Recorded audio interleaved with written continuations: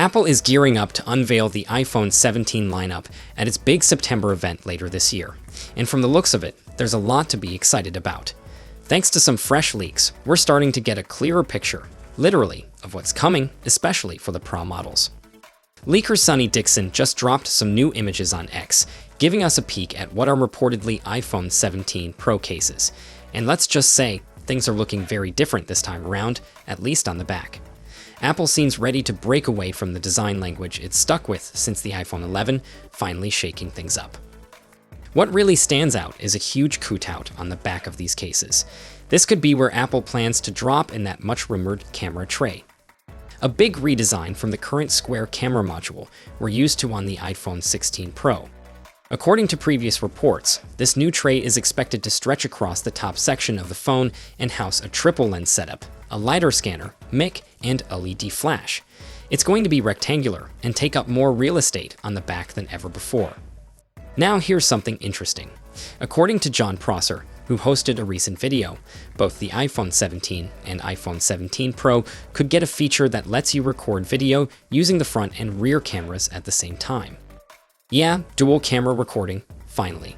If this pans out, imagine FaceTiming someone while also showing them exactly what you're looking at. Pretty cool, right? You can catch that bit around the 9:13 mark in the front page tech video.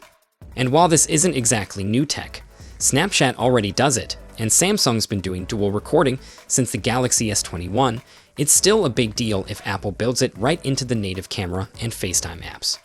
Samsung doesn't have a true FaceTime equivalent unless you count third-party options like WhatsApp or Zoom.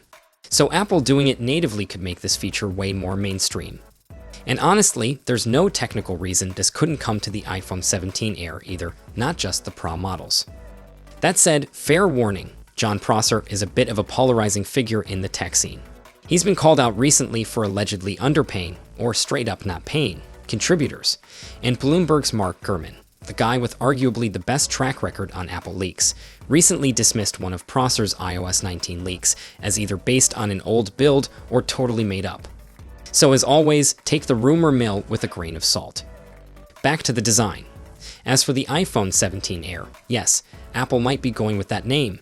It's rumored to resemble the Pixel 9 series, sporting a similar pill-shaped camera tray that spans the width of the device.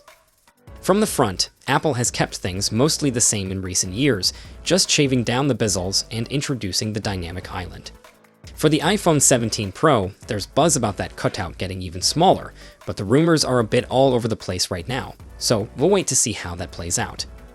Now the big question, is the larger camera tray just for looks, or will it actually pack a punch performance-wise?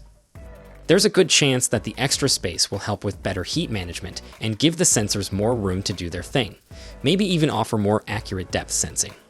But of course, until Apple officially confirms anything, we're just speculating. And according to Mark Gurman, the camera tray might actually match the color of the phone itself, unlike some recent renders that show a solid black panel. So there's still some mystery left. We'll keep you posted as more leaks and official details roll in. In the meantime, what do you think about this potential new look and dual camera feature? Drop your thoughts, we're curious. Until then, take care.